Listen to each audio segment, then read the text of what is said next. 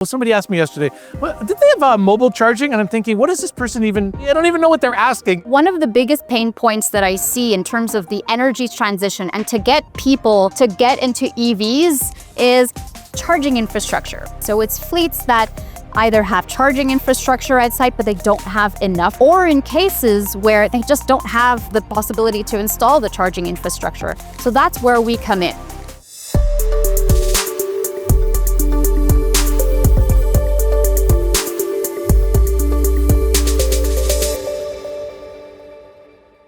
Hi there, it's Mark Marmer from Signature Electric. I am with Stephanie. Stephanie is from CAFU. Now, I have seen CAFU. This is not the first time. As I get to different shows, I saw the van before set up on a parking lot at one of the events I was at about a year ago, and I saw this again.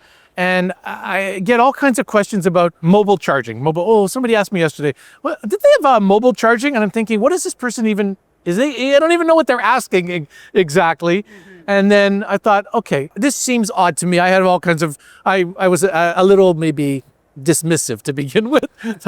But as we had a little chat this morning, I got better understanding of what you've kind of got in mind here. And it is interesting. And in terms of mobile charging, even I thought there might be some use cases. So tell me a little bit about yourself, if you want, CAFU, sort of how things came, what you're doing now, and we'll take the conversation from there. How's that? Of course, Mark. Thanks. Well, thanks for coming first. So CAFU is essentially a service that provides mobile electric vehicle charging infrastructure. So it's charging that comes to you whenever you need it, wherever. And in my background myself, so I've been in the e-mobility industry for the last 10 years, specifically in Canada, but in the last 5 years globally. Okay. So one of the biggest pain points that I see in terms of the energy transition and to get people, Canadians, Americans, and globally, to get into EVs is charging infrastructure.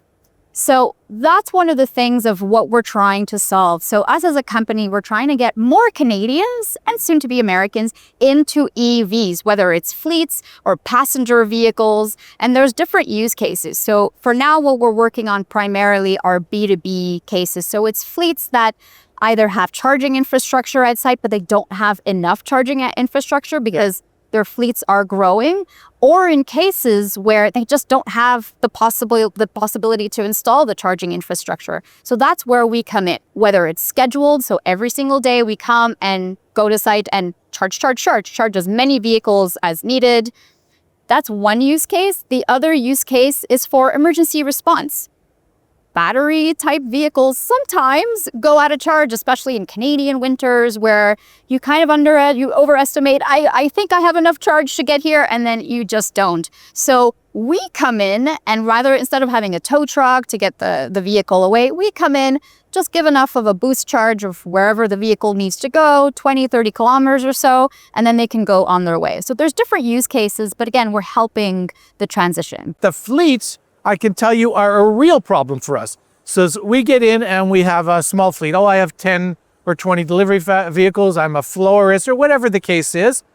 And I want to get started. So it's good. So I'm going to buy 2 vans and I'm going to put in 2 chargers. And that looks just about right on my 200 amp service that I have.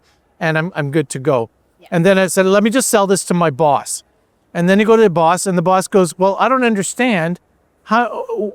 When we buy the other 8 vehicles, because it sounds like a wonderful idea that you're doing. We're florists, we do things that are green for the environment. This sounds perfect. When I get the other 8 vehicles, how's that going to work? We could just put in 8 more chargers. And you go, no, well, that's not exactly right. We'll probably need 1,000 amp service, and you don't have enough physical space for everything.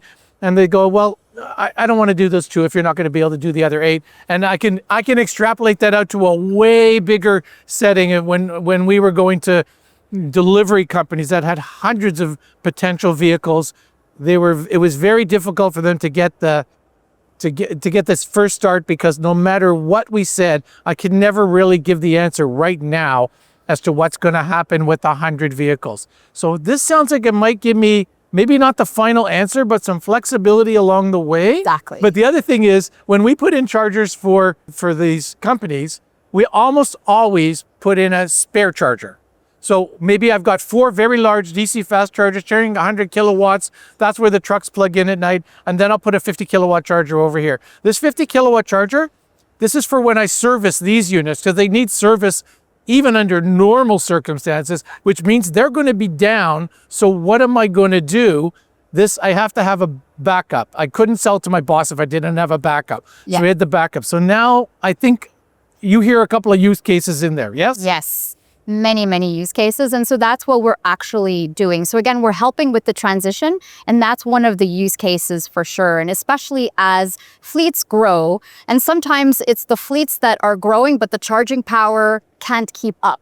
It takes time to install a charger. You think they're going to do it anyways? I mean, ultimately, it's not likely that they're going to do this for 10 years, right? Exactly. So in some cases, we're really the stopgap. We come in and say, we know you have your vehicles, but your EVs, but you don't have the charging power. So we can come in sometimes for a short amount of time. It's understood that we're going to come just for this time until you have your EVs. And then in some cases, that's where, we go somewhere else basically and service other customers. But in certain cases, we see that the fleets continuously grow and the charging infrastructure doesn't keep up. So in this case, instead of going and charging X amount of vehicles, we're charging less, but day after day, it is much less. So there is definitely that use case. And it's again, that stopgap.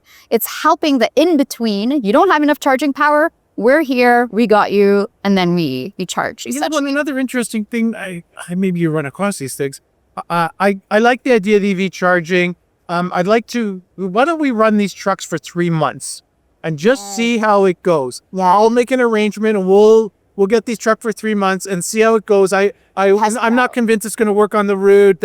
What about the weather? What about this? Yeah. Okay, well, all I have to do then is put another $60,000 worth of charging equipment into a rental building that I don't even own. Exactly. Maybe this gives me a chance to decide whether it's a good. Are you getting these Exactly. kind of things? Yes, we are. And especially in a lot of cases, directly with the vehicle manufacturers. This is what it's where they go out and they do my demos. Mercedes-Benz dealerships, they would love to be able to. They're having a hard time sometimes moving the vans. And then you finally get to convince them about the van, and you tell them about the charging, and everybody goes sad. And I think that the Sprinters are great vehicles. We got to get them to try these things. Exactly. And then in trying them out, like you said, they're not going to spend all that money. They will eventually once they get hooked. We've been in the industry. We know that EVs are awesome and they're great, but in certain cases, they don't want to make that investment right away. They don't want to commit right away. They want to test it out. They're okay to take it and test it out, but they want to have a seamless experience with the charging as well. So this would be an example where we just come in and then charge. And these are fast chargers. They're not slow chargers. These are DC fast. These are DC fast chargers. We're a little technical, so you could tell me how many kilowatts this is going to put out here. So there's different models that we have, but this one goes up to right now 120 kilowatts. Seriously. And it can with the I'm trying to possibility of more. understand, right? There's I think this has got 3 dispensers on it. 2 dispensers. 2, the one in the front and the one here. Correct. That sounds like you're gonna charge this up at wherever, and in 15 minutes I'll be done. I mean, you'll have to go back. Is that what's happening? Or so in this kind of scenario, in this model, we have battery capacities. Of course, it's battery packed, and the battery capacities are up to almost 500 kilowatt hours. So almost half a megawatt hour of battery capacity. Right? So yeah. Obviously, it depends on because one of the questions is, well, how many vehicles can you do? Well, it depends. And how fast is it? Well, it depends. It's all based on the vehicle. But if you have passenger vehicles, or you can do many, 20, 30 vehicles. And then if it's the bigger ones like bright drops, then yeah, we can definitely do multiple vehicles. Okay, I'm glad that I didn't just turn up my nose and walk past for the 3rd time. Hopefully somebody will see this and go, oh, this is a great idea. And how will I get in touch with CAFU? Why don't you tell us how you'll get in touch with CAFU? One of the easy ways is just connect with us. Go on our website. The website is? cafu.ca. Okay, so I got it. CAFU, CAFU.ca. We'll find you. It's no problem.